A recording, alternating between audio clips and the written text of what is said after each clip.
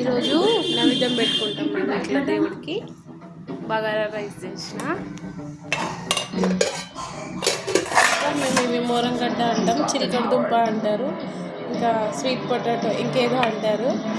ఇవి కూడా కొంచెం నెయ్యి వేసి సాల్ట్ వేసి బాయిల్ చేసాము.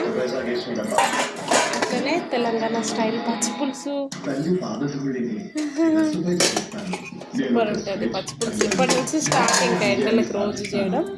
మిక్స్ వెజిటేబుల్ కర్రీ అన్ని కూరగాయలతో కలిపి, వంకాయ, ఆలు, చిక్కుడుకాయ, ములక్కాయ, టమాటా ఇవన్నీ కలిపి, అన్ని కూరగాయలు కలిపి మిక్స్ వెజిటేబుల్ కర్రీ చేస్తాం.